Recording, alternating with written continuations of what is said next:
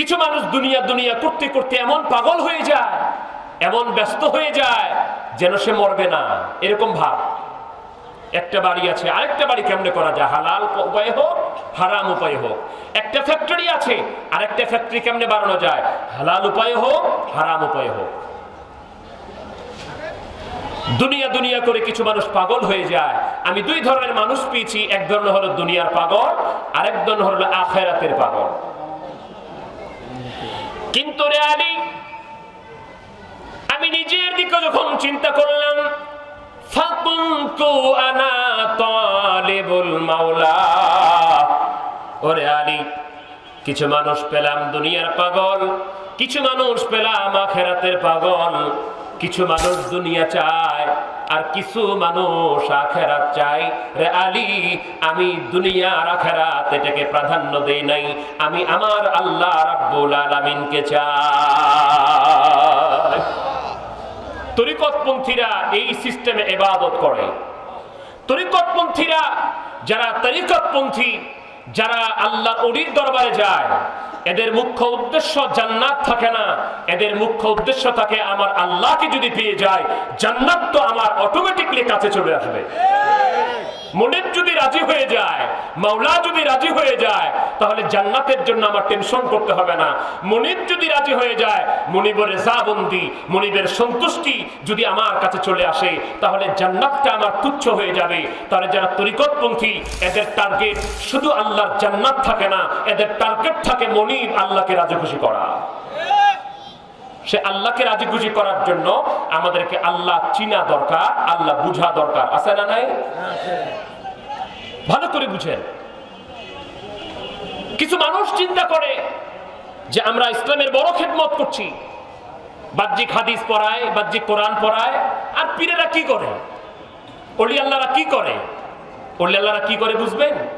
ওলি আল্লাহরা ওই কাজটা করে বাহ্যিক ভাবে। একটু খেয়াল করেন, কিছু ডাক্তার আছে তারা বাহ্যিক ত্বকের চিকিৎসা করে, বাহ্যিক চোখের চিকিৎসা করে, বাহ্যিক এই বডির চিকিৎসা করে। আর কিছু ডাক্তার আছে তারা হার্টের চিকিৎসা করে, কালবের চিকিৎসা করে, হার্ট স্পেশালিস্ট, হার্টের রোগ দূর করে। আচ্ছা বলেন তো, আপনার হাতটা ভেঙে গেল, এই হাতটা ভালো হওয়া বেশি জরুরি না কালবটা সুস্থ থাক এটা বেশি জরুরি? কালব সুস্থ থাক এটা বেশি জরুরি।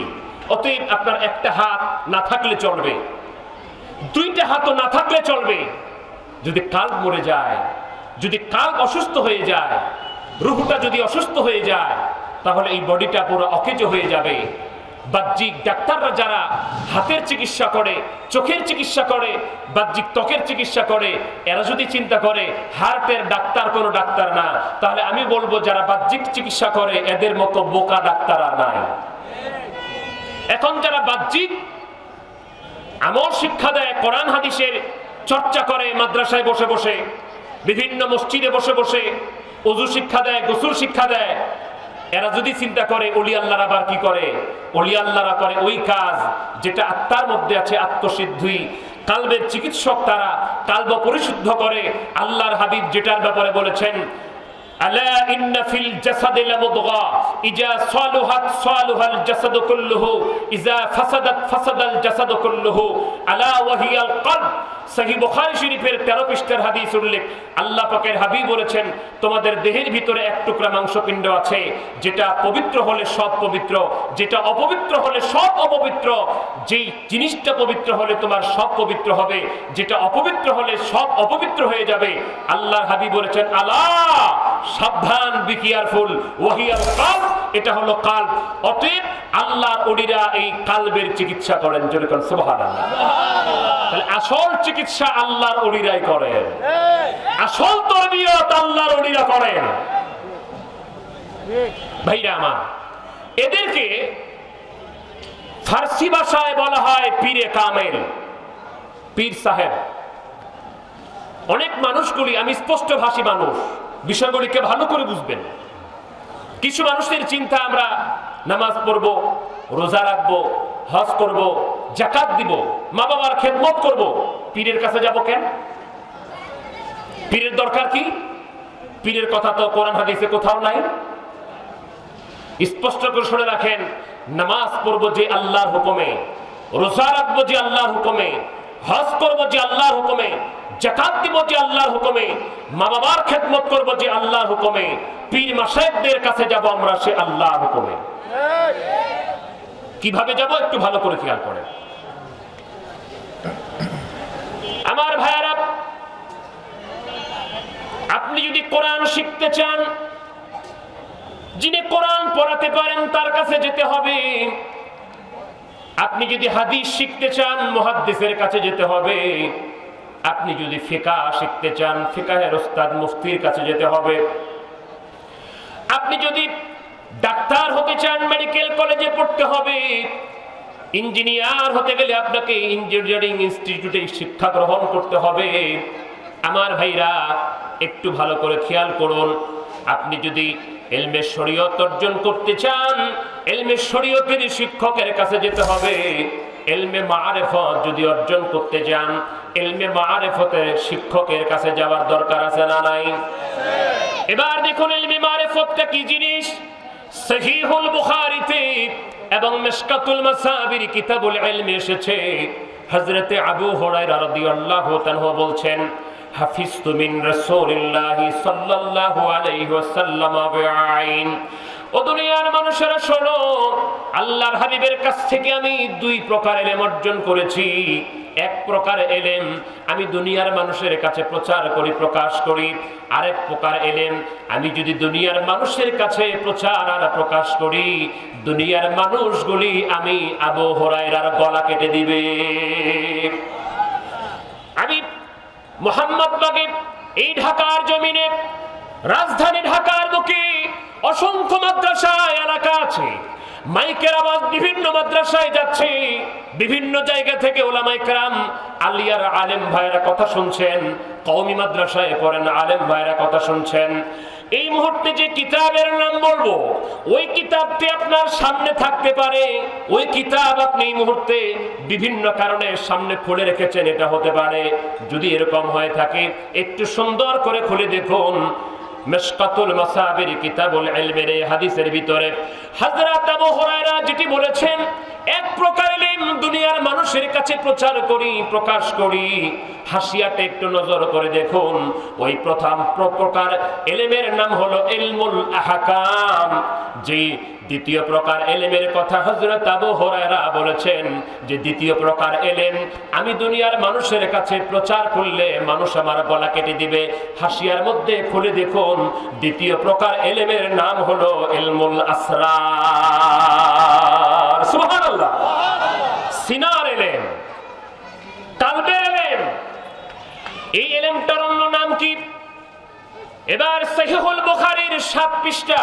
কত পৃষ্ঠা ভাইজান? আর একটু জোরে বল, কত পৃষ্ঠায়?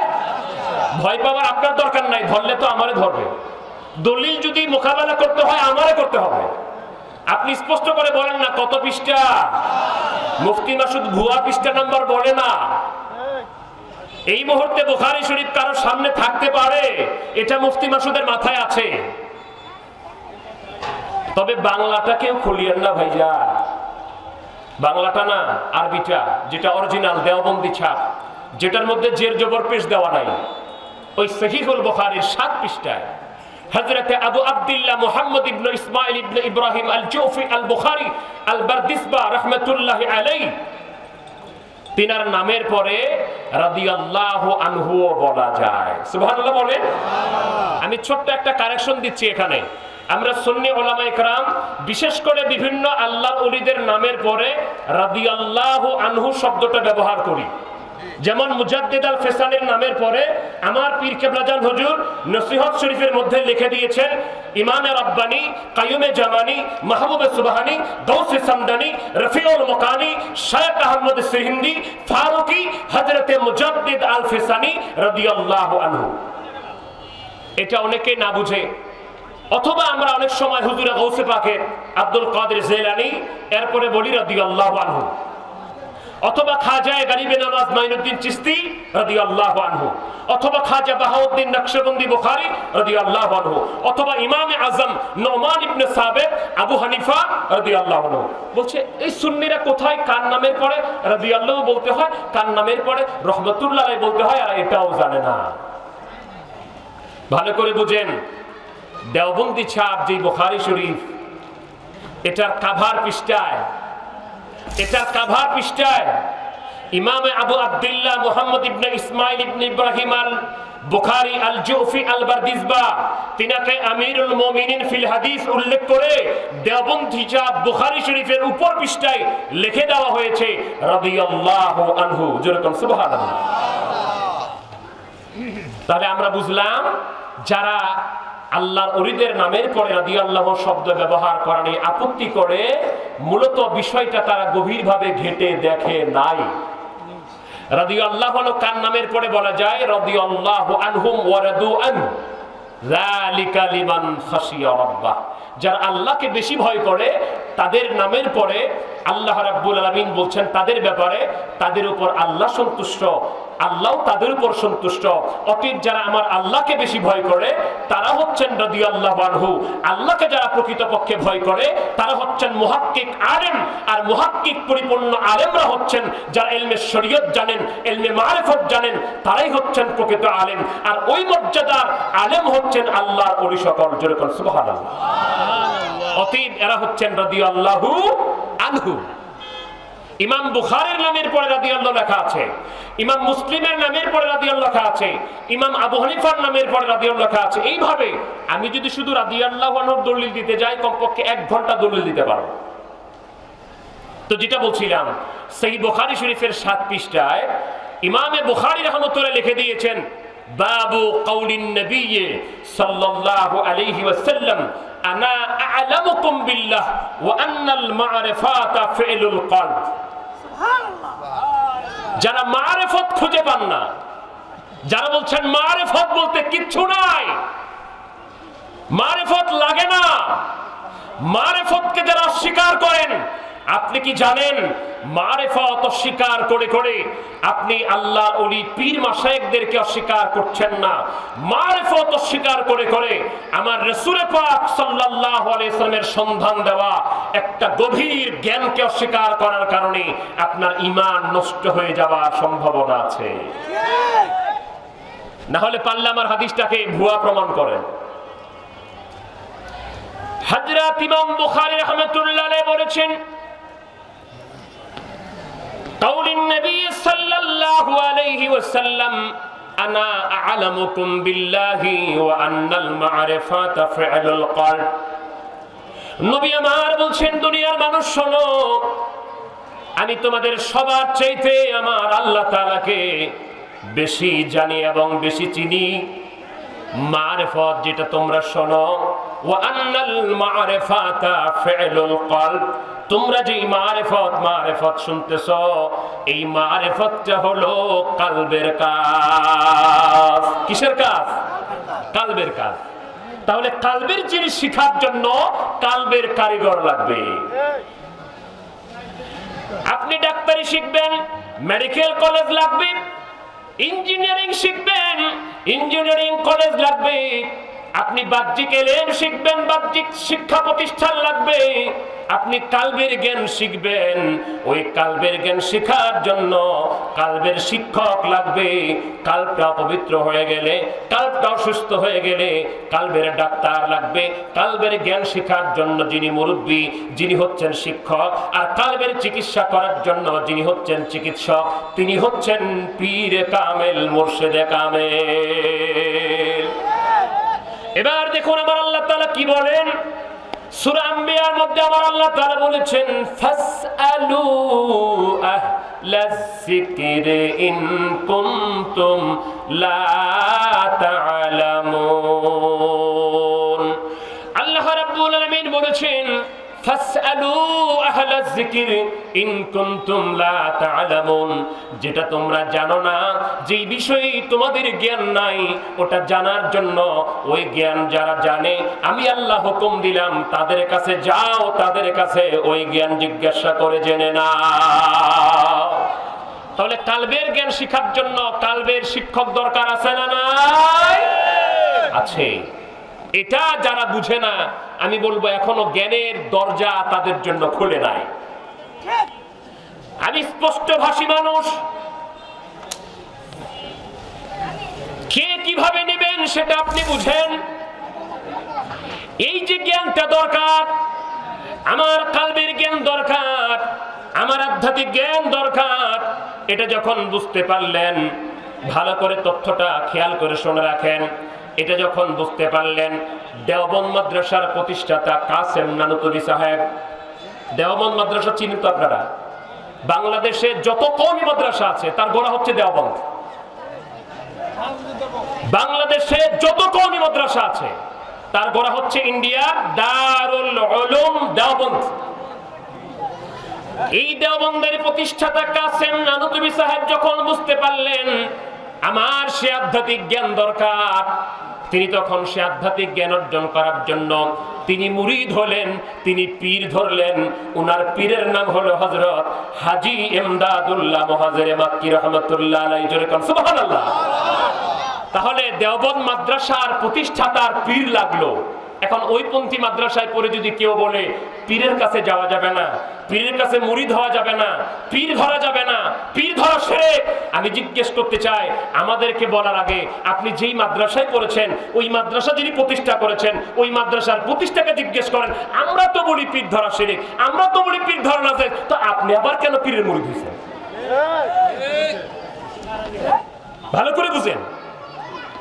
জুমার দিন ইমাম সাহেবরা খুতবা দিয়েছেন মসজিদে, অনেক মসজিদে খুতবা দিয়েছেন। বাংলাদেশে কয়েক ধরনের খুতবা, লিখিত খুতবা প্রচলন আছে। তার মধ্যে একটি হলো ব্যাপক প্রচলিত, কওমি আলেম ভাইরা যে খুতবার কিতাবটি মসজিদে পড়েন, এটার নাম হলো খুতবাতুল আহকাম। জানলে খুশি হবেন, এই খুতবাতুল আহকামের লেখকটার পরিচয় আমি দিচ্ছি। এই খুতবাতুল আহকামের লেখকটা হচ্ছে আশরাফ আলী থানভী। আর আশরাফ আলী থানভী সাহেব হচ্ছে তাবলিগ জামাতের প্রতিষ্ঠাতা ইলিয়াস মেওয়াতি সাহেবের 1 নম্বর উস্তাদ। এবার ভালো করে ক্যালকুলেশনটা মিলান।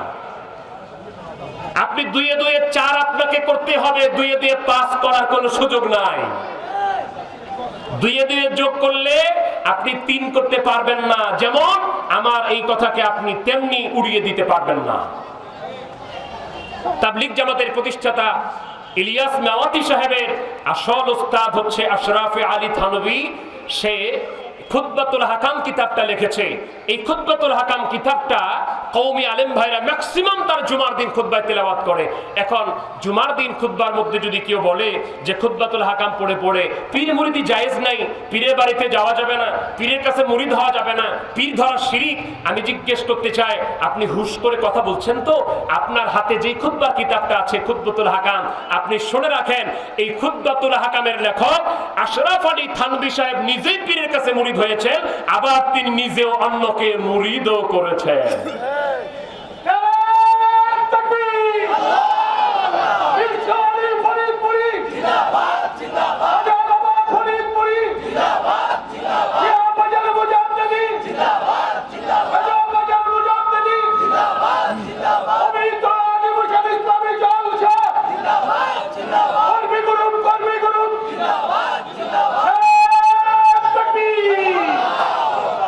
তাহলে ভালো করে বুঝেন, যার খুতবার কিতাব হাতে নিয়ে বক্তব্য দিচ্ছেন ভাইয়া, ওই খুতবার কিতাবের লেখক নিজেই তো পীরের কাছে মুরিদ হয়েছেন। 3 নাম্বার, আমি তথ্য দেওয়ার জন্য বলছি, আমি কাউকে ছোট করার জন্য কোনো কথা বলি না, ইখলাসান বলছি। তাবলিগ জামাতের প্রতিষ্ঠাতা ইলিয়াস মেওয়াতি সাহেবের পীর একজন না, ওনার পীর ছিল 2.5 জন। কয়জন? 2.5 জন। কেন বললাম জানেন? কারণ উনি মুরিদ হয়েছেন রশিদ আহমদ গাঙ্গুহি সাহেবের কাছে, এটা সবাই স্বীকার করেন, বলছেন। উনি মুরিদ হয়েছেন খলিল আহমদ শাহরানপুরি সাহেবের কাছে, এটাও সবাই স্বীকার করেছেন। তবে আশরাফ আলী থানভী সাহেবের কাছে তিনি মুরিদ হয়েছেন না হন নাই, এই ব্যাপারে কেউ বলেছেন হয়েছেন, কেউ বলছেন হন নাই, এজন্য আমি ওটাকে অর্ধেক রাখলাম।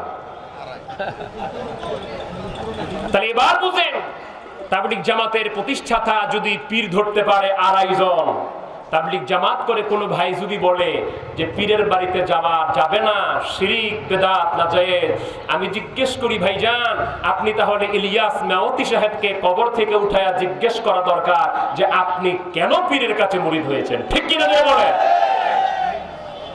এই জন্য আত্মঘাতী কথা অনেকে বলে ফেলে। মনে রাখবেন এই বাংলার জমিনে ইসলাম কিন্তু আমরা এমনি এমনি পাই নাই। বাংলার জমিনে ইসলাম যারা প্রচার করেছেন তার আল্লাহর ওলিরা, তারা সবাই পীর মুরিদি করেছেন। মনে রাখবেন আত্মশিল্পীর খাজা বাবা ফরিদপুরি কুদ্দুস হলাজি ফরিদপুরের আত্মশির জমিনে এক জায়গাতে অবস্থান করে করে তিনি সত্য তরিকার দাওয়াত দিয়েছেন। ওনার তরিকার নাম তরিকায়ে নকশবন্দিয়া মুজাদ্দিদিয়া। মনে রাখবেন নকশবন্দিয়া মুজাদ্দিদিয়া তরিকা ভেসে আসে নাই।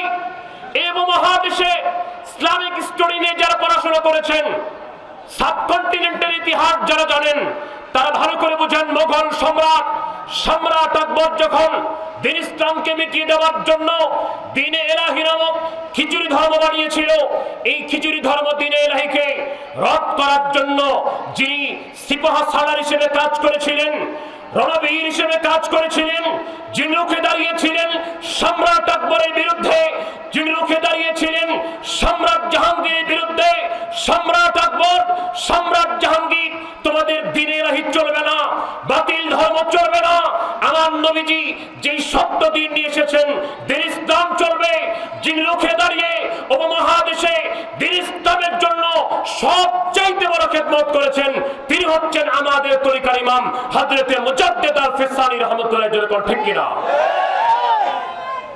ভাইরা আমার পীর কেবলা জান হুজুর খাজা বাবা ফরিদপুরি কুদ্দুস সিরহুল আজিজ রাহমাতুল্লাহ আলাইহি, তিনারই 12 নম্বর খলিফা। অতএব আটশির জমিনে বিশ্ব জাকির মঞ্জিলে বিশ্ব ওলি খাজা বাবা ফরিদপুরি ভেসে আসে নাই। খাজা বাবা ফরিদপুরি যদি তিনি তরিকা প্রচার করতে যেয়ে মুজাদ্দিদিয়া নকশবন্দিয়া মুজাদ্দিদিয়া তরিকা প্রচার করে তাকে যদি ভণ্ড বেদাতির অজুহাত, ভণ্ড বেদাতির অপবাদ তাদের মাথায় নিতে হয়, আমার খাজা বাবা ফরিদপুরি আটশির পীর যদি ভণ্ড হয় নকশবন্দিয়া মুজাদ্দিদিয়া তরিকা প্রচার করার কারণে, তাহলে 1 নম্বরে ফতোয়া যাবে হযরতে মুজাদ্দিদ আল ফিসানি রাহমাতুল্লাহ পড়ে। আপনি বাংলাদেশের কয় নম্বর আলেম, কত কথা পড়েছেন, কত কিতাব পড়েছেন, মুজাদ্দিদ আল ফিসানিকে ভণ্ড আর বেদাতি ফতোয়া দিলে আপনি মুসলমান কি আমার সন্দেহ হয়।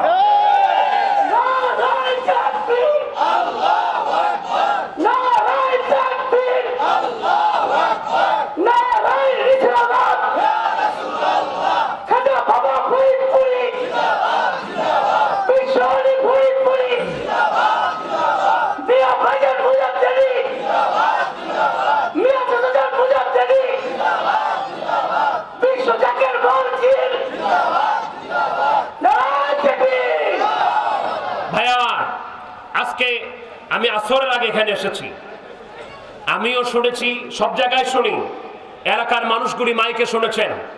আসর থেকে শুরু করে এখন রাত্রি প্রায় 10:46 বাজে।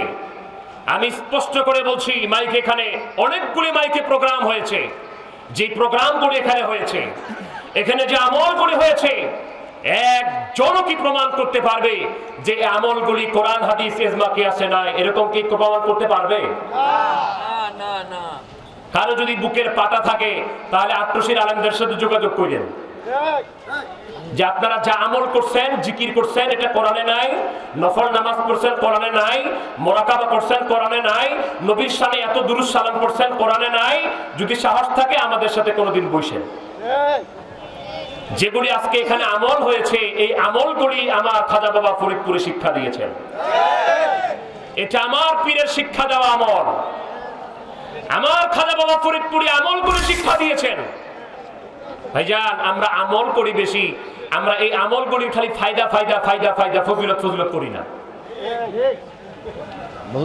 বহুত ফায়দা ফায়দা আমরা এগুলি করি না, বাস্তবে আমল করি। আমি সংক্ষিপ্ত দুটি আমলের কথা বলবো ভাইজান। সুনান ইবনে মাজাহ শরীফের 271 পৃষ্ঠায় হাদিস উল্লেখ। আল্লাহ পাকের হাবিব রাসূল করিম সাল্লাল্লাহু আলাইহি ওয়াসাল্লাম একদিন এক সাহাবীকে ডেকে বলছেন, আলা আদুল্লুকুম কানজাম মিন কুনুজিল জান্নাহ। ওরে সাহাবী শোনো, আমি কি তোমাকে জান্নাতের আসল ধনভাণ্ডারের সন্ধান দিব না? আমরা তো জান্নাত চাই না? চাই, কিন্তু মূল টার্গেট থাকবে জান্নাতের মালিক আমার আল্লাহকে চাই। আল্লাহর হাবিব বললেন, সাহাবীরে আমি কি তোমাকে জান্নাতের ধনভাণ্ডারের আসল যে ধনভাণ্ডার, জান্নাতের ধনভাণ্ডারের সংবাদ দিব না? আল্লামা জালালউদ্দিন আব্দুর রহমান সৈয়দী রাহমাতুল্লাহ আলাইহি তাফসীর আব্দুরুল মানসুরের মধ্যে আবার উল্লেখ করেছেন, অন্য হাদিসে এসেছে আমার রাসূল করিম সাল্লাল্লাহু আলাইহি ওয়াসাল্লাম বলেছেন, আমি কি তোমাদেরকে আমার আল্লাহ রাব্বুল আলামিনের আরশে আজিমের ধনভাণ্ডারের সন্ধান দিব না? সাহাবী বললেন, হুজুর অবশ্যই দিবেন, আমরা জান্নাতের ধনভাণ্ডার চাই, আল্লাহর আরশে আজিমের ধনভাণ্ডার চাই। আল্লাহর হাবিব বললেন, আমার আল্লাহ রাব্বুল আলামিনের আরশে আজিমের ধনভাণ্ডার হলো, আমার আল্লাহর জান্নাতের ধনভাণ্ডার হলো লা হাওলা ওয়ালা কুওয়াতা ইল্লা বিল্লাহ। জাকির ভাইরা বলেন না, লা হাওলা ওয়ালা কুওয়াতা ইল্লা বিল্লাহ। আমার জাকির ভাইরা গভীর মনোযোগ দিয়ে খেয়াল করেন, আর সবাই একসুরে জবাব দিবেন। আমার পীর কেবলা জান হুজুর আমাদেরকে তরিকার ওজিফা কালাম শিক্ষা দিয়েছেন। ফজরের নামাজ অবশ্যই ফরজ নামাজ, 2 রাকাত আগে সুন্নাত, তারপরে 2 রাকাত ফরজ নামাজ, এরপরে পাক কালাম ফাতিহা শরীফ। এই পাক কালাম ফাতিহা শরীফের পরে 100 বার দুরূদ শরীফ। এই 100 বার দুরূদ শরীফের পরে আমাদেরকে লা হাওলা ওয়ালা কুওয়াতা ইল্লা বিল্লাহ এই আমলটা তেলাওয়াত করার জন্য, পাঠ করার জন্য, ওজিফা করার জন্য আমার খাজা বাবা শিক্ষা দিয়েছেন কয়শো বার? জোরে বলেন কয়শো বার? 500 বার। আমরা খালি ফায়দা করি না, বহুত ফায়দা। হ্যাঁ ঠিক আছে, ফায়দা আমাদেরও আছে। আপনি জান্নাত লয়ে থাকেন, আমরা জান্নাতের ধনভাণ্ডার প্রত্যেক দিন আমল করি। হুজুর বলেছেন এটা জান্নাতের গুপ্ত ধনভাণ্ডার। ইমামে গাজালি আল আখবারুল আখয়ারুল লাক, ইমাম গাজালি দাকায়েকুল আখবারের লেখক, ইহইয়াউল উলুমের লেখক ইমাম গাজালি বলেন, মানুষের যখন মৃত্যুর সময় চলে আসবে, ওই মৃত্যুর সময় মানুষের পিপাসা এত বেশি লাগবে, এত বেশি মানুষ পিপাসার্ত হয়ে যাবে, মানুষগুলিকে 7 সমুদ্রের পানি দিলেও যেন তাদের তৃষ্ণা মিটবে না, তৃষ্ণায় ছাতি ফেটে যাবে। শয়তান তখন চান্স নেবে তার ইমানটা কেমনে নষ্ট করা যায়। ইমানটা নষ্ট করার জন্য ইবলিস শয়তান চান্স নেবে, জুব্বা জাব্বি লাগায়া, সুন্দর পোশাক পইরা, মাথায় পাগড়ি থাকবে, গায়ের মধ্যে জুব্বা থাকবে, বড় কোটটা থাকবে, চেহারাটা অনেক বড় সুন্দর থাকবে, দেখলে মনে হবে তার মতো বড় আল্লাহর ওলি বুঝি আর কেউ নাই। নবীজির পোশাকটাকে আমরা মহব্বত করি, ভালোবাসি, কিন্তু এই পোশাকটা পরে পরেই মুসলমানদেরকে সবচেয়ে বেশি ধোঁকা দেওয়া হয়েছে, ঠিক কিনা? হুজুরের পোশাক এটা সুন্দর পোশাক, কিন্তু খালি পোশাক দেখলেই পাগল হবেন না, খালি পোশাক দেখলেই পাগল হবেন না, বাহ্যিকতা দেখেই পাগল হবেন না। ভাইরা আমার, খালি বাহ্যিক আমল দেখেই পাগল হবেন না। আমল করার আগে দেখবেন তার ইমানটা কতদূর মজবুত আছে। ইমানটা পরীক্ষা করার জন্য একটা ট্রান্সমিটার আপনি ফিট করবেন, একটা থার্মোমিটার ফিট করবেন। আপনি যখন মানুষের জ্বর মাপেন, জ্বর মাপার জন্য থার্মোমিটার দরকার। ইমান মাপার জন্য আমার জাকের ভাইরা, এলাকার সুন্নি তরিকতপন্থী মুমিন মুসলমান ভাইরা বোনেরা, আমি একটা থার্মোমিটার দিয়ে যাই। ইমান পরীক্ষা করার জন্য থার্মোমিটার হলো আল্লাহর হাবিবের মহব্বত। তার কথার ভিতরে নবীর মহব্বত আছে কিনা, তার কথার ভিতরে নবীর তাজিম আছে কিনা, তার কথার ভিতরে আমার নবীর মহব্বত সম্মান আছে কিনা, নাকি তার কথার কথা এটা বুঝাতে চায় আমিও যেমন নবীও তেমন। এরকম কি বোঝা যাচ্ছে কিনা? যদি বোঝা যায় যে সে ওদিকে ঠেলতেছে, বুঝবেন তার বাইরে ঠিক আছে, ভিতরটা ঘুণে ধরে খায় ফেলেছে। ভাইরা আমার, হুজুরের তাজিম আর মহব্বতের নাম প্রকৃত ঈমান। আমি আলোচনাটা মনে রাখেন, মাঝখান দিয়ে একটু ঘুরে আসি। তাফসীরে জালালাইন শরীফ 427 পৃষ্ঠা। কত পৃষ্ঠা? সকলে বলেন কত পৃষ্ঠা? 427 অরিজিনালটা। সূরা হুজুরাতের তাফসীরে আল্লামা জালালউদ্দিন মাহাল্লি রাহমাতুল্লাহ আলাইহি উল্লেখ করছেন, আল্লাহ পাকের হাবিব একদিন একটা গাধার উপরে সওয়ার হয়ে কোথাও যাচ্ছেন।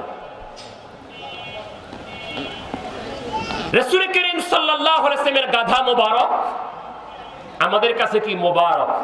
হুজুরের গাধাটা আমাদের কাছে কি মোবারক? অনেকে আপনার কাছে বলবেন নবীর গাধাটা আবার কেমনে মোবারক হয়? হ্যাঁ, নবীর সাথে সম্পৃক্ত যতগুলি জিনিস সবগুলি আমাদের কাছে মোবারক। শুধু গাধাটা না, গাধার পেশাব, পায়খানা, রাসূল করিম সাল্লাল্লাহু আলাইহি ওয়াসাল্লামের ঘাম, হুজুরের পেশাব, পায়খানা, এগুলি সবগুলি ইমানদারের কাছে, মুমিনের কাছে, আশিকের কাছে, সুন্নিদের কাছে মোবারক। ঠিক কিনা ধরে বলে। তাবলিগ জামাতের একটা বড় বই আছে, নাম হলো ফাজাইলে আমল। নাম কি? এর মধ্যে একটা অধ্যায় আছে হেকায়েতে সাহাবা। হেকায়েতে সাহাবার ভিতরে হযরতে আব্দুল্লাহ ইবনে জুবায়ের রাদিয়াল্লাহু তাআলা একটা ঘটনা উল্লেখ করে হেকায়েতে সাহাবা তাবলিগি জামাতের মধ্যে, তাবলিগি নিসাবের মধ্যে লেখা আছে, ফাজাইলে আমলের মধ্যে লেখা আছে, রাসূল করিম সাল্লাল্লাহু আলাইহি সাল্লাম হযরতে আব্দুল্লাহ ইবনে জুবায়েরকে একদিন বললেন, রে আব্দুল্লাহ ইবনে জুবায়ের, আমার তো সিঙ্গা লাগানো হয়েছিল, আমার সিঙ্গা লাগানো রক্তটা তুমি কোথাও পুঁতে দাও। হযরত আব্দুল্লাহ ইবনে জুবায়ের রাদিয়াল্লাহু তাআলা রাসূল করিম সাল্লাল্লাহু আলাইহি সাল্লামের রক্ত মোবারকটা নিয়ে বাইরে গেছে। কিছুক্ষণ পরে ফিরেও আসছে। হুজুর জিজ্ঞেস করলো, রে আব্দুল্লাহ ইবনে জুবায়ের, রক্তটা কি করলা? বলল, হুজুর পুঁতে দিছি, গোপন করে দিয়েছি। আল্লাহর হাবিব জিজ্ঞেস করলেন, রে আব্দুল্লাহ ইবনে জুবায়ের, রক্তটা কোথায় পুঁতে দিলা, কোথায় গোপন করে দিলা? হযরত আব্দুল্লাহ ইবনে জুবায়ের রাদিয়াল্লাহু তাআলা বলছেন, ইয়া রাসূলুল্লাহ, ইয়া হাবিবাল্লাহ, নবী গো, হুজুর দুনিয়ার কোন জমিনে অন্য জায়গায় রাহমাতুল লিল আলামিনের রক্ত মোবারক পুঁতি নাই, আমি সুযোগ পায়া রহমতের নবীর রক্ত মোবারক খেয়ে ফেলেছি। আল্লাহর হাবিব বললেন না যে হারাম খাইছো, নবীজি বললেন না থুথু করো, নবীজি বললেন না বমি করে দাও, নবীজি বলে নাই জাহান্নামে যাইবা। আমার নবী ডাক দিয়া কয়, রে আব্দুল্লাহ ইবনে জুবায়ের, তুমি শুনে রাখো, আমি নবীজি তোমাকে সার্টিফিকেট দিয়ে দিলাম, আমার রক্ত মোবারক যার শরীরের ভিতরে ঢুকেছে, আমার আল্লাহ তাআলা তার জন্য জাহান্নামের আগুন হারাম করে দিয়েছে। এই কথা লেখার সাথে সাথে তাবলিগি জামাতের ফাজাইলে আমলের হেকায়েতে সাহাবা এই অধ্যায়ের মধ্যে তারা লিখে দিয়েছে, তর্ক করবা না, কারণ আমার নবী রাহমাতুল লিল আলামিনের ঘাম মোবারক, পেশাব মোবারক, পায়খানা মোবারক সবগুলি পবিত্র, এগুলি পবিত্র। ইদানিং ফিতনাবাজ বাইরে হচ্ছে, আমার নবীকেই নবী পাক বলতে চায় না। নবী পাক বললে যাদের গায়ে আগুন জ্বলে তারা নিজেকে শায়েখ দাবি করে, নবী পাক জ্বললে যাদের কলিজায় আঘাত লাগে এদের মধ্যে আর চির মুনাফিক আব্দুল্লাহ ইবনে উবাইয়ের মধ্যে কোনো পার্থক্য নাই। কেন? আব্দুল্লাহ ইবনে উবাই ইবনে সালুল সে বাহ্যিকভাবে নবীর পোশাক আশাক দিয়া নবীকে মানছিল, কিন্তু কলিজা দিয়া, অন্তর দিয়া নবীকে মানতে পারে নাই। কোন দিকে যাবেন? আপনাকে ভালো ভালো আমলের কথা বলে বলে নবীর মহব্বত, নবীর প্রেম, নবীর তাজিম থেকে সরাই দিয়া মূল জিনিসটা ফাঁকা করে দিচ্ছে, ইমানটা হারিয়ে ফেলছেন। এত আমল দিয়ে হবে কি? আসল জায়গা তো ক্লিয়ার হয়ে যাচ্ছে, ঝুড়িটা আপনার ফুটা করে দেওয়া হচ্ছে, আপনি বাহ্যিক আমল টামল অনেক করে যাচ্ছেন, রাসূল পাকের মহব্বত তার তাজিমের উল্টাটা হওয়ার কারণে সব আমল বরবাদ। কত ফিতনা, কত ফিতনা। আমরা মানুষকে মাটি দিতে যাব, আপনার শহর এলাকার মানুষ মাটি দেওয়ার সুযোগ সব সময় পান না, সুযোগ পান না। মানুষ মরে যায়, খালি শুনেন জমুক মরছে, কিন্তু সবসময় দাফন করার সুযোগ পান না। সুযোগ পেলে মানুষের দাফনে যাবেন, তাদের জানাজায় যাবেন। আল্লাহর হাবিব বলেছেন, সহিহ বুখারী শরীফের হাদিস, কেউ যদি একজন মুমিন মুসলমানের জানাজায় শরীক হলো, দাফন করলো, তাহলে আল্লাহ তাআলা তাকে 2 কিরাআত সওয়াব দান করবেন। সাহাবীরা জিজ্ঞেস করলো, হুজুর 1 কিরাআত সমান কত পরিমাণ? রাসূল করিম সাল্লাল্লাহু আলাইহি ওয়াসাল্লাম বললেন, 1 কিরাআত হলো একটা উহুদ পাহাড় সমান। যেই লোকটি জানাজা পড়লো সে 1 কিরাআত সওয়াব পেল, যেই লোকটি দাফন করলো সে আরেক কিরাআত সওয়াব পেল। উহুদ পাহাড় আমি দেখেছি, আল্লাহ তাআলা আমাকে 2 বার উহুদ পাহাড়ে নিয়েছেন। হযরতে আমির হামজা রাদিয়াল্লাহু তাআলা মাজার শরীফ জিয়ারত করেছি, আমার ভাইও গিয়েছেন। উহুদ পাহাড়টা মসজিদে নববী থেকে দেখা যায়, বিশাল পাহাড়, প্রায় 7.5 মাইল পাশ। এখন মাটি দিতে যাব, এই পয়েন্টটা ভালো করে খেয়াল করেন যুবকরা, তোমরা এই বিষয়টাকে পারলে ভাইরাল করে দিবা।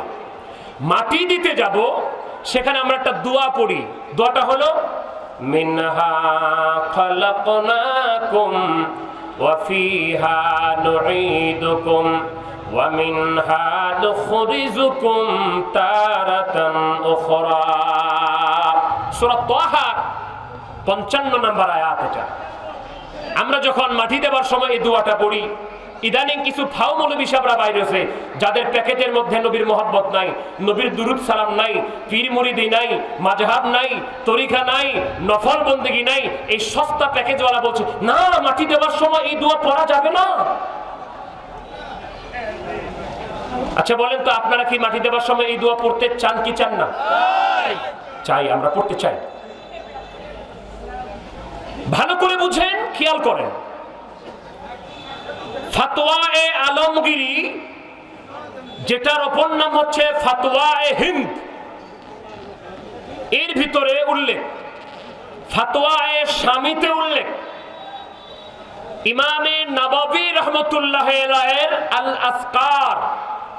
এই আল আসকার কিতাবটা হলো আপনি কোন কাজ করতে গেলে কোন দোয়া পড়বেন, এই সম্বলিত ইমাম নববী রাহমাতুল্লাহের কিতাবের নাম হলো কিতাবুল আজকার। এর ভিতরে ইমাম নববী উল্লেখ করেছেন, ইমাম নববীকে যারা মাযহাব মানে না তারাও মানে। আল আসকারে ইমাম নববী উল্লেখ করেছেন, ইবনু আবেদিন ফতোয়া শামীতে উল্লেখ করেছেন, এবং ফতোয়ায়ে আলমগীরিতে উল্লেখ, যখন মানুষ মাটি দিতে যাবে তখন মুস্তাহাব হচ্ছে প্রথমবার মাটি দেওয়ার সময় বলবে মিনহা খালাকনাকুম, দ্বিতীয়বার মাটি দেওয়ার সময় বলবে ওয়া ফিহা নুঈদুকুম, তৃতীয়বার মাটি দেওয়ার সময় বলবে ওয়া মিনহা নুখরিজুকুম তারাতান উখরা। এটা ফতোয়ায়ে শামী বলল মুস্তাহাব, ফতোয়ায়ে আলমগীরি বলল মুস্তাহাব, ইমাম নববীর আল আসকার বলল মুস্তাহাব। ফাও মৌলবী লেখা নাই, পড়া নাই, গবেষণা নাই, ফতোয়া দেওয়ার যোগ্যতা রাখে না, তিনি বলছে পড়া যাবে না। আমরা কি ফাও সস্তা মৌলবীর ফতোয়া মানতে রাজি আছি? তোমাকে দেখাতে হবে তুমি কোন ফতোয়ার কিতাব থেকে বললা যে পড়া যাবে না। সেটা তো কোনো ফতোয়ার কিতাবে থাকতে হবে, গ্রহণযোগ্য ফতোয়ার কিতাবে। সৌদি আরবের আব্দুল্লাহ বিন বাজ, ওরা যাকে মানে, আব্দুল্লাহ বিন বাজের ফতোয়ার কিতাব মাজমাউল ফতওয়ার মধ্যে এসেছে, তাকে প্রশ্ন করা হয়েছে যে দাফনের সময় মিনহা খালাকনাকুম ওয়া ফিহা নুঈদুকুম ওয়া মিনহা নুখরিজুকুম তারাতান উখরা, এটা পড়া কেমন? তাদের মুরব্বী, তাদের শায়েখরা বলে দিয়েছে এটা পড়া হলো সুন্নাত। সুবহানাল্লাহ বলে, আর একটু জোরে কোন সুবহানাল্লাহ। ফতোয়ায়ে আলমগীরি বলল মুস্তাহাব, ফতোয়ায়ে শামী বলল মুস্তাহাব। ওরা বলতে পারে এটা হানাফি মাযহাবের ফতোয়া। আমি তৃতীয় নাম্বারটা বললাম, ইমাম নববী রাহমাতুল্লাহ আল আসকারের মধ্যে বললেন মুস্তাহাব। কিন্তু ভাইজান তুমি যাকে মানো, যেই আরব করো, সেই আরবের শায়েখরা বলল এটা পড়া সুন্নাত, তিনি তো আরো এক ধাপ উপরে উঠাই দিছে। আর আজকে পড়া নাই, লেখা নাই, ফাও ফতোয়াবাজি করছে, বলা যাবে না, করা যাবে না। ইসলামটা কি এত সস্তা জিনিস যেই সেই ফতোয়া দিবে? ভাইজান এটা পড়ার ব্যাপারে উসুল এসেছে মুসনাদ আহমদ শরীফে, মাজমাউজ জাওয়ায়েদে, অনেকগুলো কিতাবে আমি পেয়েছি। রাসূল করিম সাল্লাল্লাহু আলাইহি ওয়াসাল্লামের কন্যা হযরত উম্মে কুলসুম রাদিয়াল্লাহু তাআলা যখন ইন্তেকাল করেন, আমার রাসূল পাক যখন দাফন করেছেন, তখন এই দোয়াটা পড়ে পড়ে আমার নবীজি নিজে দাফন করেছেন। জোরে কন্যা সুবহানাল্লাহ। তাহলে ফাও ফতোয়া, ফাও ফিতনার পিছনে আমাদের ঘোরার দরকার নাই। বলছিলাম আমার খাজা বাবা যেটা শিক্ষা দিল, বলছিলাম নবীজি একটা গাধার উপরে সাওয়ার হয়ে যাচ্ছেন, হঠাৎ করে আমার নবীজির গাধা মোবারকটা পেশাব করে দিছে। তাফসিরে জালালাইন শরীফের 427 পৃষ্ঠায় উল্লেখ। গাধা মোবারক পেশাব করে দিল, আর তার পাশে ছিল আব্দুল্লাহ ইবনে উবাই ইবনে সালুল। এই আব্দুল্লাহ ইবনে উবাই ইবনে সালুলের পরিচয় হচ্ছে তার দাড়ি, টুপি, জুব্বা, পাগড়ি, কুর্তা, জুব্বা, নবীর পিছনে নামাজ সব ছিল। এরপরেও সবাই জানতো সে হলো রাইসুল মুনাফিকিন, সে হলো মুনাফিকদের সরদার। মুনাফিকদের কি সরদার। সে নবীর পিছনে নামাজ পড়ে নাই এটা না, তার জুব্বা জাব্বি দাড়ি টুপি ছিল না এটা না, সব কিছু ছিল। বাহ্যিক সব দিক দিয়ে আমার নবীকে মানছে, অন্তর দিয়ে আমার নবীকে মানতে পারে নাই। আব্দুল্লাহ ইবনে উবাইয়ের পাশ দিয়া গাধা মোবারক যাওয়ার সময় দিল পেশাব করে। আব্দুল্লাহ ইবনে উবাইয়ের সাথে সাথে নাক ছিটকালো, ছি ছি ছি ছি ছি ছি ছি ছি, গন্ধ গন্ধ, দুর্গন্ধ দুর্গন্ধ।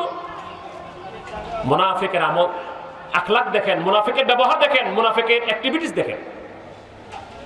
পাশেই ছিল আল্লাহর হাবিবের মহব্বতের সাহাবী হযরত আব্দুল্লাহ বিন রাওহা রাদিয়াল্লাহু তাআলা। হযরত আব্দুল্লাহ ইবনে রাওহা বলল, রে মুনাফিক, এই আব্দুল্লাহ ইবনে উবাই, আল্লাহর হাবিবের গাধা মোবারক পেশাব করে দিয়েছে, আর তুমি সেখানে দুর্গন্ধ পাচ্ছ, নাক ছিটকাচ্ছ। রে মুনাফিক, তুমি শুনে রাখো, আল্লাহর হাবিবের গাধা মোবারকের পেশাব তোমার কাছে গন্ধ হতে পারে, তোমার কাছে নাক ছিটকানোর মতো মনে হতে পারে। তুমি শুনে রাখো মুনাফিক, আল্লাহর হাবিবের গাধা মোবারকের পেশাব মোবারকটা আমি আব্দুল্লাহ বিন রাওহার কাছে মেশক আম্বরের চাইতে বেশি ঘ্রাণ লাগতেছে। দুটার মধ্যে পার্থক্য দেখছেন? নবীর আশিক সাহাবী বলল, নবীজির গাধা মোবারকের পেশাব আমার কাছে সুগন্ধি লাগতেছে, আর মুনাফিক বলল আমার কাছে দুর্গন্ধ লাগছে। আমি ইশারামূলক কথা বলে যাই, নবীর তাজিম করলে, নবীর শানে দুরূদ সালাম পড়লে, আমার নবীকে ইজ্জত দিলে যে ব্যক্তিটা বলবে সারাত বেদাত চলবে না, ভালো লাগে না, মনে রাখবেন তার মতো মুনাফিক আর নাই।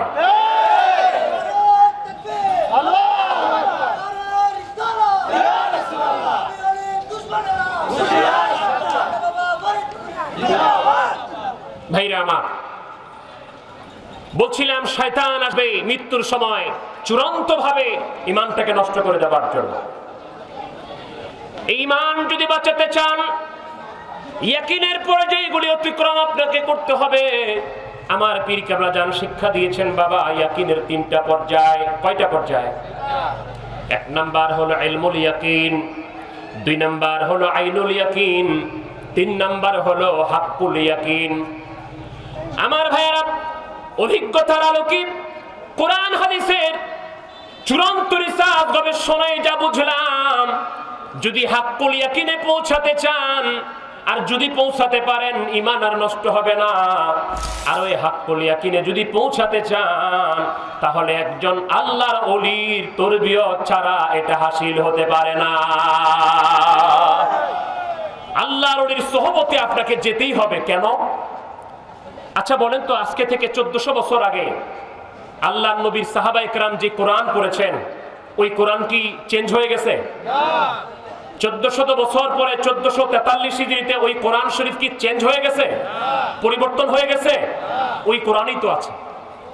হাদিস শরীফ, আল্লাহর হাবিব যে হাদিস শরীফগুলি বলেছেন, ওই হাদিস শরীফগুলি কি চেঞ্জ হয়ে গেছে না ওগুলি আমরা পেয়েছি? বুখারী, মুসলিম, তিরমিজি, আবু দাউদ, নাসাই, ইবনে মাজাহ, মুওয়াত্তা ইমাম মালিক, মুওয়াত্তা মুহাম্মদ, মুসান্নাফ ইবনে আবি শাইবা, আল মুস্তাদরাক আল সাহিহাইন, সুনানুল কুবরা, সুনানুন নাসাই, সুনানুল বাইহাকি, এইভাবে করে কয়েকশো হাদিসের কিতাব আছে। ওগুলি চেঞ্জ হয় নাই। আচ্ছা বলেন তো, আপনি গোটা হাদিসগুলি মুখস্থ করে ফেললেন আর কোরআন শরীফের গোটা আয়াতগুলি মুখস্থ করে সব তাফসীরগুলিকে আয়ত্ত করে ফেললে আপনি কি সাহাবীর মর্যাদায় যেতে পারবেন? তাদের সমান হওয়া যাবে? কেন? আপনি তো কোরআন পড়ছেন। সাহাবীরা যে কোরআন পড়েছে আপনিও তো সেই কোরআন পড়েছেন। সাহাবীরা নবীর কাছ থেকে হাদিস শুনেছে, আপনিও তো সেই হাদিসগুলি পড়ছেন। কেন পারবেন না? কারণ এই পার্থক্যটা কোরআন আপনাকে করে নাই, পার্থক্যটা আপনাকে হাদিস করে নাই, পার্থক্যটা আপনাকে এলেন করে নাই, পার্থক্যটা করেছে আমার নবী রাহমাতুল লিল আলামিনের সাহাবা। তারা আমার নবীকে দেখেছেন ঈমানের সাথে। এই পার্থক্যটা এমন পার্থক্য যে মর্যাদায় আর কেউ যেতে পারবে না। আল্লাহর হাবিবের সাহাবাদের পরে যাদের মর্যাদা তারা হলো তাবেঈ। তাফসীরে মারিফুল কোরআনে মুফতি দেওবন্দ শফি সাহেব লিখেছেন, আল্লাহর হাবিবের সাহাবায়ে কেরাম জান্নাতি, তাদের জন্য জাহান্নামের আগুন হারাম। আর সাহাবীদেরকে যারা দেখেছেন তাবেঈ, তাদের জন্য আল্লাহর জান্নাত, জাহান্নামের আগুন হারাম। তাবেঈ কারা? যারা সাহাবীর সোহবত লাভ করেছেন, তাদের সংস্পর্শে গিয়েছেন, তাদের সাথে মিশামিশি করেছেন। পার্থক্যটা কোথায় দেখছেন? এলেমটা ওইভাবে আসবে, আত্মা বাই আত্মা, সিনা বাই সিনা। এই চেইনটা যদি ঠিক থাকে তাহলে এই এলেমটা আসবে। এটা বোঝার জন্য সহজ বিষয় হচ্ছে, এখানে বাতি জ্বলছে, এই বাতির সাথে মূল পাওয়ার হাউসের কানেকশনটা যদি কোনো জায়গায় ছুটে যায়, বাতি কি জ্বলবে? আপনি এখানে হয়তো এই বাতিটার দাম 1000 টাকা, এটা জ্বলতেছে। যদি 10,000 টাকার বাতি লাগান আর কানেকশনটা কোনো জায়গায় ছুটে যায়, তাহলে কি বলেন বাতিটা জ্বলবে? ওটা তো দামি বাতি, কেন জ্বলবে না? ডেকোরেশন তো ঠিক আছে, সবকিছু তো ঠিক আছে, দেখতেও সুন্দর, দেখতেও বড়, এটার মধ্যে বাল্বও বেশি লাগানো হয়েছে, জ্বলবে না কেন? কানেকশন ঠিক নাই। আল্লাহর হাবিব রাহমাতুল লিল আলামিনের প্রকৃত ফয়জাত যদি হাসিল করতে চান, আমার নবী রাহমাতুল লিল আলামিনের প্রেম সুধা যদি পান করতে চান, তাহলে যারা আল্লাহর হাবিবের সাথে যাদের সম্পর্ক আত্মা বাই আত্মা, সিনা বাই সিনা, পারস্পরিক মহব্বতের সম্পর্ক, সাজরার সম্পর্ক যাদের আছে, তাদের সঙ্গে কানেকশন না লাগা পর্যন্ত আপনার কালবের বাতি জ্বলবে না। নবী প্রেম সুধা পান কর সবে মন, বেদনা যাতনা জোরাইবে, খোদা প্রাপ্তি তোর তোরে লাভ হবে, নবী পদবিনে ভাব সবই মিশে। আল্লাহুম্মা সাল্লি আলা সাইয়্যিদিনা মাওলানা মুহাম্মদ ওয়া আলা আলি সাইয়্যিদিনা মাওলানা মুহাম্মদ। নবী তোমাকে পাইবার আশে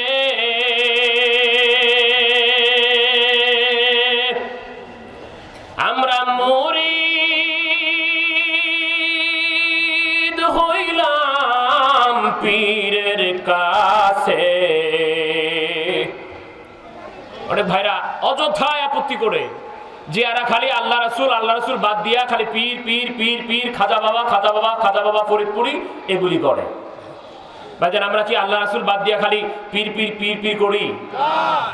আমরা তো পীরের কাছে গেছি আল্লাহ রাসূলকে পাওয়ার জন্য। খাজা বাবা ফরিদপুরির কাছে যখন মুরিদ হইছি, খাজা বাবা ফরিদপুরিকে আমাদেরকে বলছে, বাবা তোমরা বলো যে আল্লাহর কসম খায়া বলতেছি আটটুসির পীরের তরিকা ছাড়বো না। এই কথা বলছে? আমি অন্যজনে বদনাম করি না, যেই যেভাবে মুরিদ করে করুক।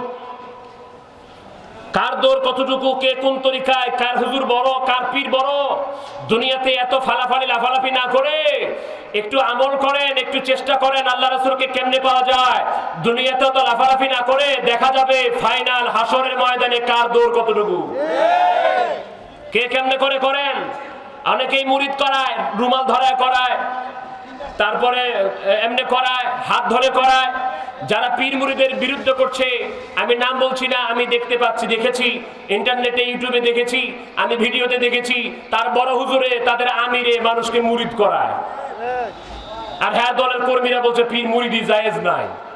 এখন কে কেমনে কার বিরুদ্ধে কথা বলছে সে নিজেও বুঝে না। মুরিদ করাচ্ছে যে অমুক মৌলবীর হাতে ধরে আমি অমুক মৌলবীর খলিফা, অমুক মৌলবীর কাছে আমি অমুক তরিকায় বায়াত নিচ্ছি, চিস্তিয়া বা সাবেরিয়া বা নকশবন্দিয়া বা মুজাদ্দিদিয়া বা সোহরাওয়ার্দিয়া, এভাবে মুরিদ করাচ্ছে। যাকে রে ভাইরা আমার কথাটা মিলান, আত্মশিল্পীর খাজা বাবা ফরিদপুরি কি জিনিস? তিনি যখন বায়াত করিয়েছেন তখন বলিয়েছেন, বাবা প্রথমে তওবা করিয়েছেন, তওবা করো, জীবনে যত গুনাহ করেছি, যত গুনাহ মনে আছে, যত গুনাহ ভুলে গেছি, তামাম জিন্দেগির গুনাহের জন্য আল্লাহ তোমার দরবারে তওবা করছি, তামাম জিন্দেগির গুনাহ maaf করো। লা ইলাহা ইল্লাল্লাহু মুহাম্মাদুর রাসূলুল্লাহ সাল্লাল্লাহু আলাইহি ওয়াসাল্লাম এই কলেমায় তওবা করার আগে বলেছেন, বাবা তোমরা বলো যে জাত পাকের কসম খায় বলছি, অর্থাৎ আল্লাহর কসম খায় বলছি, জীবনের শেষ নিঃশ্বাস পর্যন্ত দয়াল নবী রাসূল পাক সাল্লাল্লাহু আলাইহি ওয়াসাল্লামের সত্য তরিকা ছাড়বো না। এই বায়াত করেছে না ভাইজান? ওই বায়াত করিয়েছে। তা আমরা কি আল্লাহ রাসূলকে বাদ দিয়ে পীর করি? আমরা তো মুরিদ হইছি শর্ত সাপেক্ষে, রাসূল পাক সাল্লাল্লাহু আলাইহি ওয়াসাল্লামের সত্য তরিকা ছাড়ব না। অতএব আল্লাহ রাসূলকে পাওয়ার জন্যই পীরের কাছে গিয়েছি। নবী তোমাকে পাইবার আসে আমরা মুরিদ হইলাম পীরের কাছে, দয়া করে দাও গো দেখা, এই আসে কানরা কানতেছে। আল্লাহুম্মা সাল্লি আলা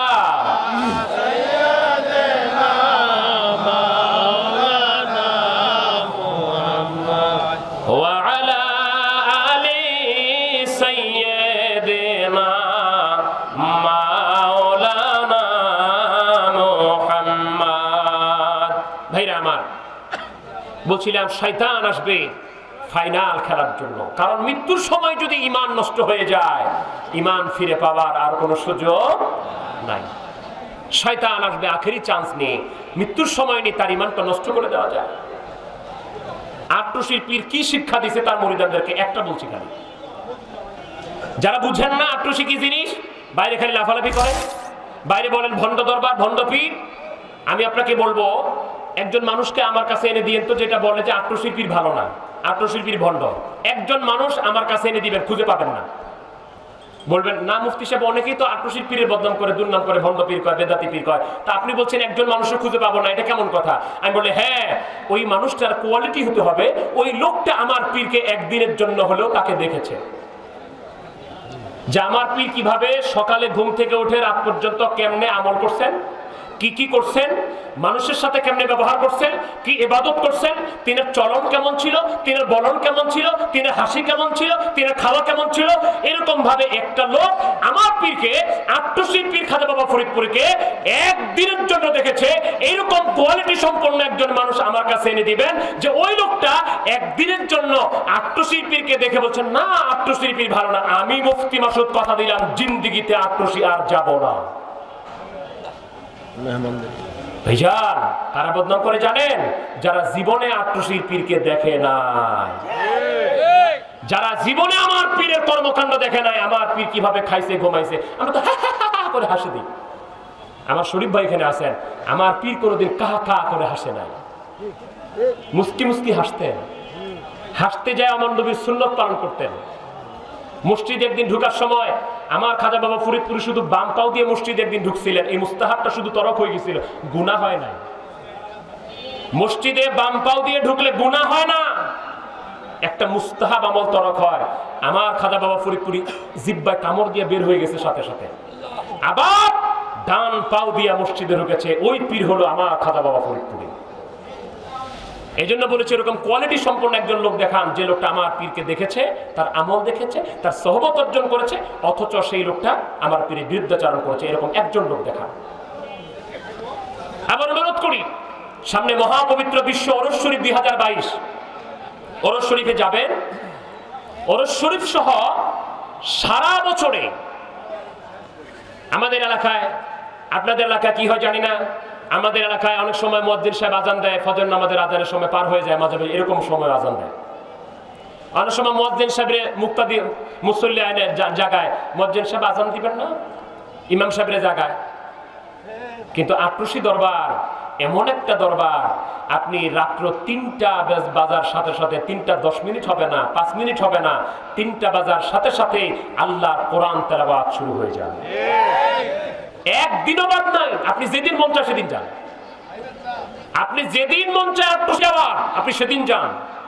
খালি ফায়দা ফায়দা ফায়দা ফায়দা করেন, আমল করেন। আপনি এই আমলটা দেখান তো, একটা মানুষ আপনি যে আটরশি পীরে বদনাম করছে, আপনি তার আমলটা দেখান তো, যে এই লোকটা তার জীবনে একটা বছর রাত্র 3টা থেকে উঠে ফজর নামাজ পর্যন্ত না ঘুমায়া আমার আল্লাহকে ডেকেছে, আল্লাহর ইবাদত করছে। একজন লোক দেখান তো।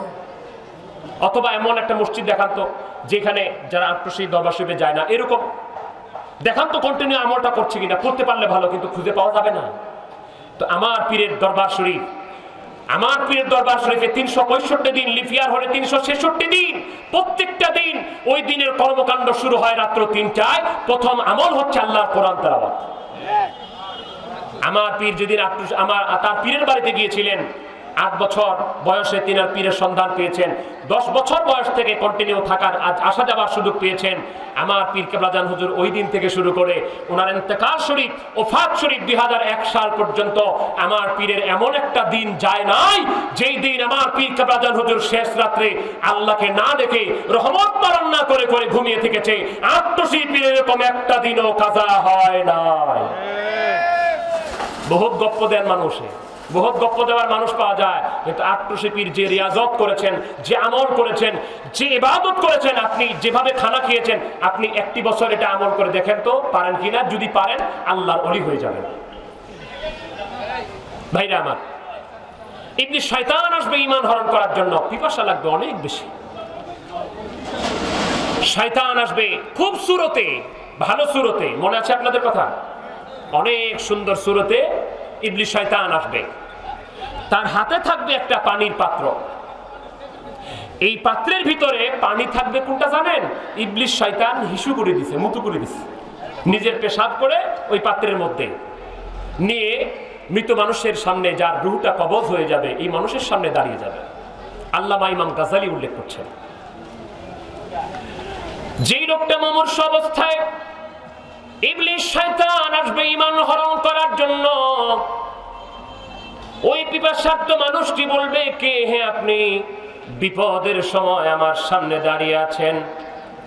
ইবলিস শয়তান বলবে, আমাকে তুমি চিনো না, আমি হলাম তোমার খোদা, তোমার আল্লাহ। আচ্ছা বলেন, এটা কি খোদা? এটা বেহুদা শয়তান। লোকটি বলবে, তাহলে তোমার হাতে কি? তোমার হাতে যে জিনিসটা, ওটা কি পানির মতো তরল দেখা যায়? শয়তান বলবে, পৃথিবীর জমিনে শুনেছ শারাবান তাহুরা, জান্নাতে যারা যাবে আল্লাহ তাদেরকে জান্নাতি খাবার পানি দিবে শারাবান তাহুরা। তুমি যে শারাবান তাহুরার কথা শুনেছ, আমি তো তোমার জন্য শারাবান তাহুরা নিয়ে দাঁড়িয়ে আছি। এটা খাওয়ার সাথে সাথে তোমার পিপাসা মিটে যাবে। লোকটি বলবে, তাহলে দেন আমি খাই। ইবলিস শয়তান বলবে, দেয়ার ইজ এ কন্ডিশন, একটা শর্ত আছে, এই শর্ত যদি পালন করতে পারো তাহলে আমি তোমাকে পানি দিয়ে দিব, তোমার পিপাসা মিটে যাবে। লোকটি বলবে, কি শর্ত তুমি দিতে চাও? শয়তান বলবে, তুমি একবার শুধু বলে দাও, আমি তোমার রব, আমি তোমার খোদা। একবার যদি স্বীকার করে নাও, আমি তোমাকে পানি খাওয়াই দিব। আচ্ছা বলেন, তাকে খোদা হিসেবে স্বীকার করলে ঈমান কি থাকবে না যাবে? শয়তানকে খোদা বলে তখন স্বীকার করলে ঈমান চলে যাবে। ইমাম গাজালি রাহমাতুল্লাহ আলাইহি বলেন, যাদের ঈমানটা মজবুত, যাদের ইমানটা শক্ত তারা সাথে সাথে ইবলিসের অফার বাবার সাথে সাথেই পড়তে থাকবে লা হাওলা ওয়ালা কুওয়াতা ইল্লা বিল্লাহ আশহাদু আল্লা ইলাহা ইল্লাল্লাহ ওয়া আশহাদু আন্না মুহাম্মাদান আবদুহু ওয়া রাসূলুহু সাল্লাল্লাহু আলাইহি ওয়াসাল্লাম। যেই লোকটি পাঠ করতে পারবে ইবলিস শয়তানের গায়ে তখন আগুন জ্বলে যাবে, ইবলিস শয়তানের গায়ে আগুন লেগে যাবে, ইবলিস শয়তান পালাতে থাকবে, লোকটার ঈমান বেঁচে যাবে, লোকটার আর ঈমান নষ্ট হবে না। কিন্তু যেই লোকটার জবান থেকে কলেমা শাহাদাত এবং ওই বাক্যটা উচ্চারণ হবে না, ওই লোকটার ঈমানটা ইবলিস শয়তান নষ্ট করে ফেলতে পারবে, ওই পানিটা ওই লোকটা খেয়ে ফেলবে।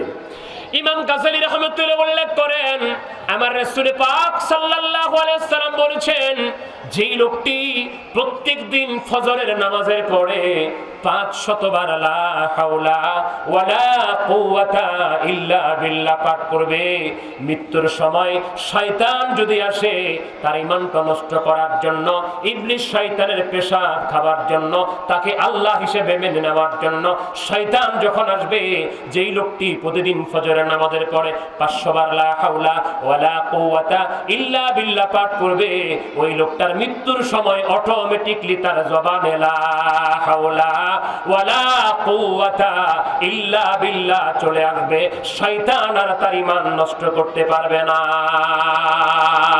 লা ইলাহা ইল্লাল্লাহ, লা ইলাহা ইল্লাল্লাহ, লা ইলাহা ইল্লাল্লাহ মুহাম্মাদুর রাসূলুল্লাহ হাসবি রব্বি জাল্লাল্লাহ মা ফি কলবি গায়রুল্লাহ নূর মুহাম্মদ সাল্লাল্লাহ লা ইলাহা ইল্লাল্লাহ, লা ইলাহা ইল্লাল্লাহ, লা ইলাহা ইল্লাল্লাহ মুহাম্মাদুর রাসূলুল্লাহ।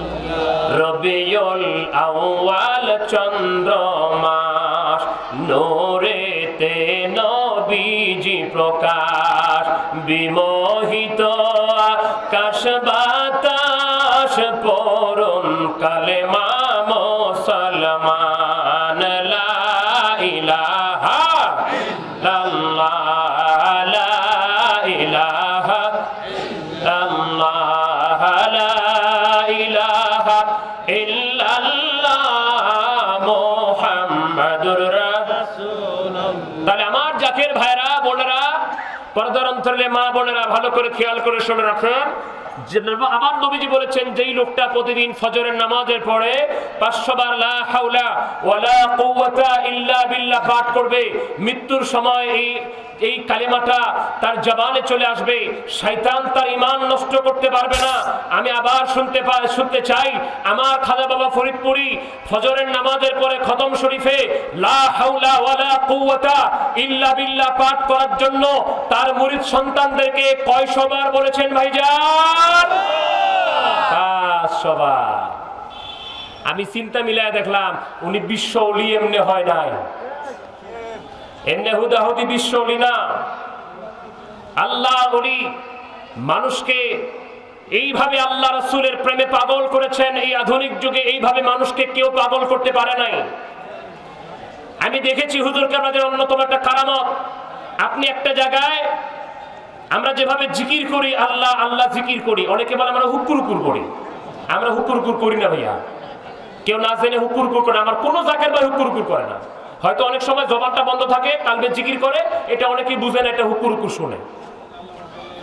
আপনি ট্রাই করে দেখবেন আমার একটা জিনিস, আমাদের জিকিরের একটা ক্যাসেট মোবাইলে ছেড়ে দিবেন, আর একটা ছোট্ট বাচ্চা, একবারে ছোট্ট বাচ্চা, যে বাচ্চাটা মোটামুটি কিছু বুঝে আর কি, হু হা করতে পারে, শরীরটা দোলাইতে পারে, এরকম একটা বাচ্চার কাছে মোবাইলটা নিয়ে জিকিরটা ছাড়িয়ে দিবেন, দেখবেন অটোমেটিকলি বাচ্চাটার শরীরটা দোলতেছে। ঠিক কিনা জোরে বলেন?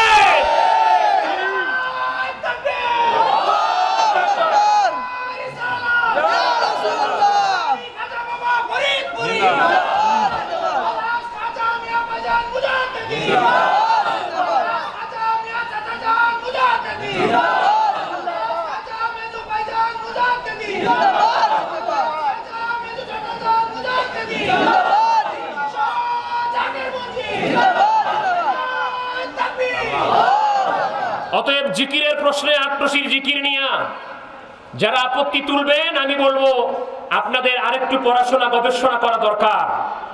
কেন? কারণ এটা স্বীকৃত স্পষ্ট আকারে ফতোয়া। একটি সিস্টেম জিকির করার আওয়াজের দিক থেকে জিকির হলো দুই প্রকার।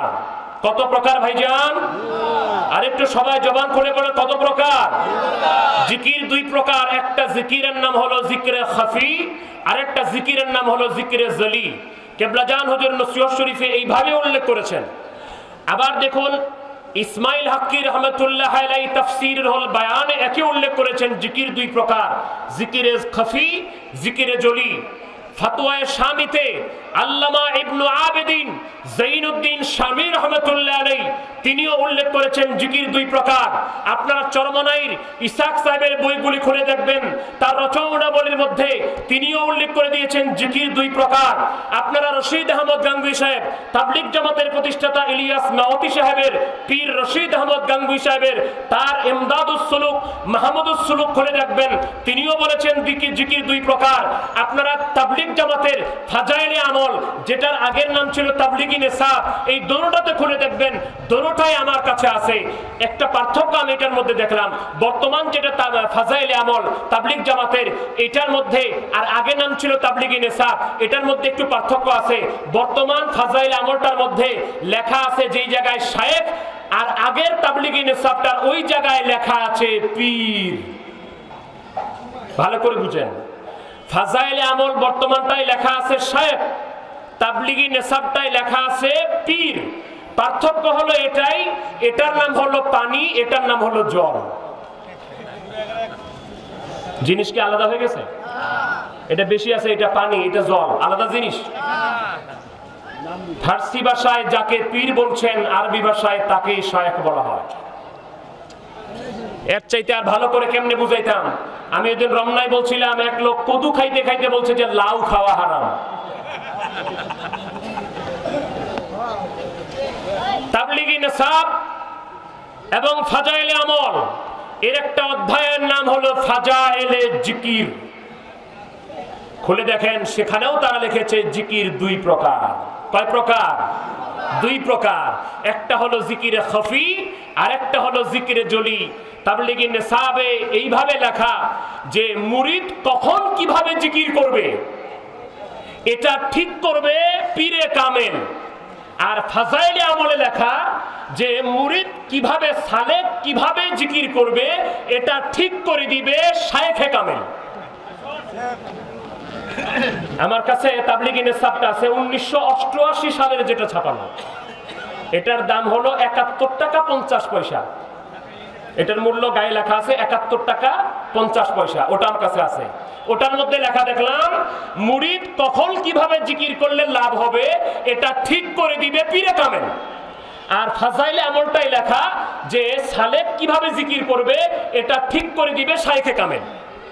মানে ওই যে লাউওয়ালা বলছে কদু খাওয়া যাবে না, একই জিনিস।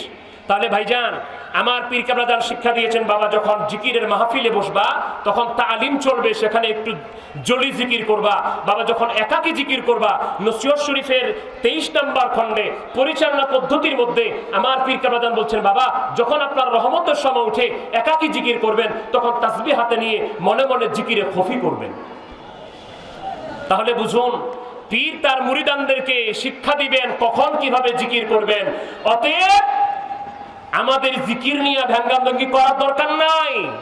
আমি সব অনেকগুলি কিতাবের দলিল দিলাম, ফিনিশিং এ এটাই বললাম, যার পীর যাকে যেইভাবে তার মুরিদকে জিকির শিক্ষা দিবে, পীরের শিক্ষা দেওয়া অনুযায়ী মুরিদ ওইভাবেই জিকির করবে। মনে রাখবেন, জিকিরে জলি জিকিরে খফি দুটোটাই কোরআন সুন্নাহ মোতাবেক। অতএব যার পীর যেভাবে জিকির শিক্ষা দিবে তার মুরিদ ওইভাবে জিকির করবে। আপনার পীর আপনাকে যেভাবে জিকির শিক্ষা দিয়েছেন আপনি ওইভাবে জিকির করেন, আমার পীর আমাকে যেভাবে জিকির শিক্ষা দিয়েছেন আমি ওইভাবে জিকির করব। দুনিয়াতে এত লাফালাফি টিটকারি মিটকারি দেওয়ার দরকার নাই। কার দৌড় কতটুকু দেখা হবে হাসরের ময়দানে। আমার পীর কেবলাজান বলতেন, বাবা জিকির করে করে লতিফা কাল জাগ্রত করেন, সংশ্লিষ্ট 6 লতিফা জিন্দা হবে। 6 লতিফা জিন্দা হয়ে গেলে আস্তে আস্তে 33 কোটি লতিফা জিন্দা হয়ে যাবে। 33 কোটি লতিফা যখন জিন্দা হয়ে যাবে, তখন প্রত্যেকটা প্রসবের গোড়া থেকে এই 33 কোটি লোমকূপ থেকে আল্লাহর জিকির বাহির হবে। তখন মানুষটি সুলতানুল আসকারের দরজায় পৌঁছে যায়। যখন মানুষ সুলতানুল আসকারের দরজায় পৌঁছে যায়, তখন শুধু সে এক মুখে জিকির করে না, একটা সালেক তখন একসাথে 33 কোটি মুখ দিয়ে আল্লাহর জিকির করে। এই জন্য আল্লামা শেখ সাদির কথা মিলায়া আমার পীর কেবলাজান বলতেন, বাবা শত শত মুর্দা দিল মাটির উপরে, তার চাইতে অধিক ভালো যদিও কবরে। যদি লতিফায়ে কালবে সবক নিয়াম লতিফায়ে কালবকে জিন্দা করতে পারেন, লতিফায়ে কালবের সাথে সংশ্লিষ্ট লতিফাগুলি জিন্দা করতে পারেন, 33 কোটি লোমকূপের মধ্যে যখন জিকির জারি হয়ে যাবে, কবরে শুয়ে থাকলে দুনিয়ায় জিকির না করনেওয়ালা ব্যক্তিদের চাইতে কবরে অধিক লাভবান হবে। আলোচনা শেষ করে দিচ্ছি। হযরত আবু বকর সিদ্দিক রাদিয়াল্লাহু আনহুর কথা বলছিলাম। কয়টা জিনিসের কারণে তিনি শ্রেষ্ঠ হয়েছিলেন? জোরে বলেন কয়টা? 5টা। এই 5টা কথা বলে আমি শেষ করে দিচ্ছি। কষ্ট হচ্ছে আপনাদের? ঘুমিয়ে পড়ছেন আপনারা? আচ্ছা, কে কে ঘুমাচ্ছেন হাত তুলে দেখান তো। কয়েকজন উঠাবার চেষ্টা করছে। আচ্ছা, যা ঘুমাইলে তার হাত উঠাইতে পারতো না, মানে যারা ঘুমাইছে, যারা হাত উঠাইছেন তারাও ঘুমান নাই, যারা উঠান নাই তারাও ঘুমান নাই। তারা হাত উঠে দেখাচ্ছে যে আমরা ঘুমাই নাই, মনে করছে হাত উঠাইতে বলছে হুটালি বুঝি ফায়দা হবে, আমি যে পেঁচ মারবো এটা বুঝে নাই। মনোযোগটা টেস্ট করলাম আর কি। তাহলে কয়টা জিনিস